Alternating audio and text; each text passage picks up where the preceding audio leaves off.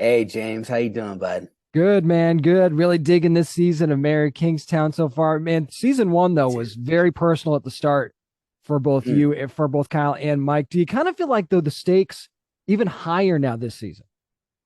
Oh, absolutely, especially with what everybody went through in season one. I was just breaking this down.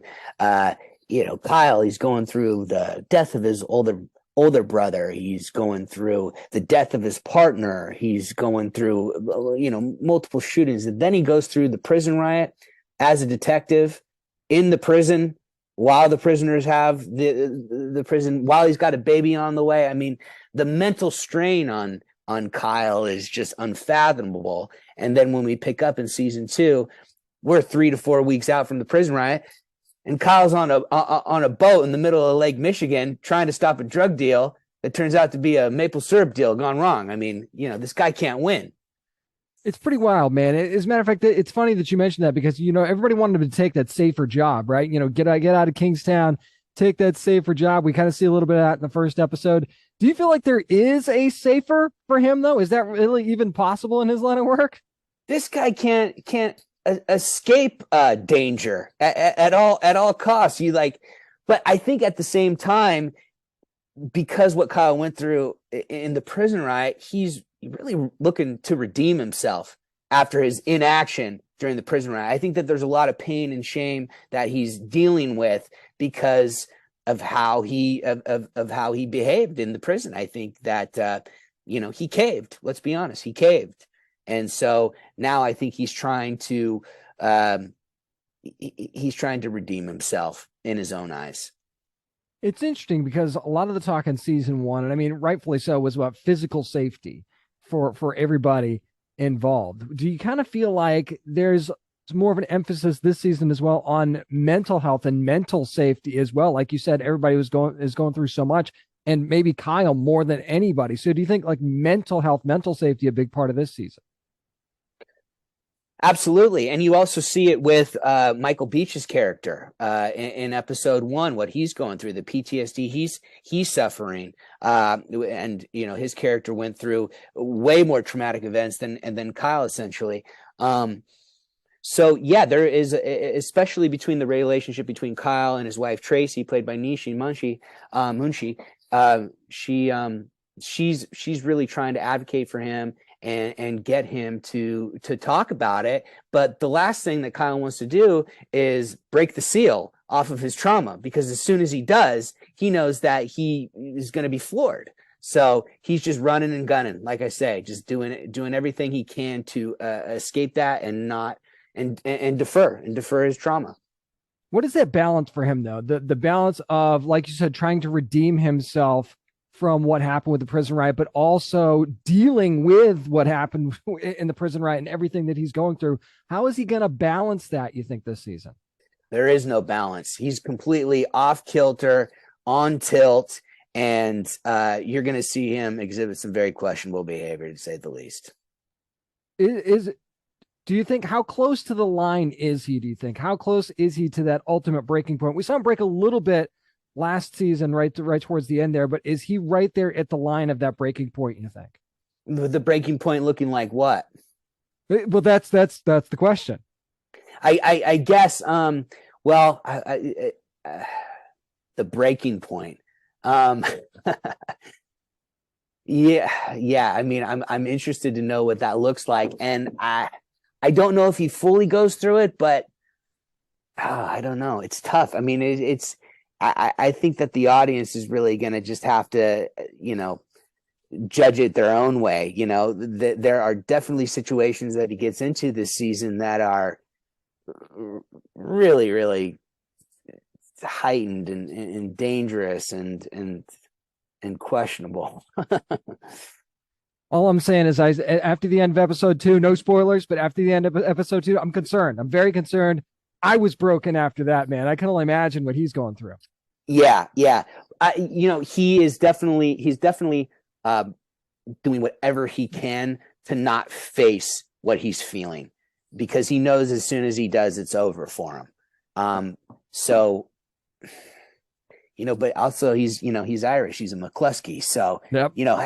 it's a question of how much how much trauma can he bear? I mean, Apparently, Mike apparently they can hold a lot, right? I was gonna say apparently they can handle it in spades. I mean, if you just look at the Yeah, family in general, they can handle it in spades. yeah. It's funny. It leads me into my next question. I want to talk about family, of course, big part of the show.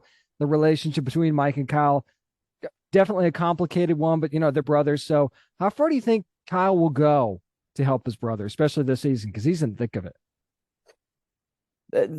The thing that I love the most about these guys is that they have each other's backs no matter what. One can be off the rails and the other one will just back them up no matter what. You'll see in episode 2, Mike makes somewhat of a questionable, choice Yeah, you think? to bring a person to their house. I'm not going to spoil it, but and Kyle tries to check him, but he still has his back. So that's the thing I love most about the dynamic between these guys is that they know that they're all they got left. With one brother down, they're going to have each other's backs no matter what. It's funny because I feel like having each other's backs, but also they tell each other kind of what they need to hear in the moments too. We've seen that a couple of times in the show already. So Mike seems to have kind of an interesting relationship with Iris. I'm not sure how I would describe it really, but he obviously wants to help her. We understand that, but how much do you think her presence, just in general, going to make things more dangerous, not just for Mike, but for the whole family, just her being around in general? What's that saying? The two birds of a feather, what's that saying? You know that saying I'm talking about? Flock together. Yeah, there you go. Yeah. They really, the relationship between them and I'm saying this because I was actually thinking about it watching episode 1 the other night, or 201 the other night. They really seem to they understand each other in a world where nobody else understands them. Like they know each other like 100%. Like that's the feeling I was feeling between the two of them. So moving on a little bit from that, I remember how stressful it was when I found out I was going to be a dad and going through the whole stress. Like, am I going to be a good parent? And all of these things just in a normal everyday life. Now, here you got Kyle dealing with, I'm going to be a dad. I've got a baby coming into the world and everything's just burning around him. So how much does that being a dad add to that pressure that would normally not necessarily, how much does that really enhance it more so than it would be otherwise?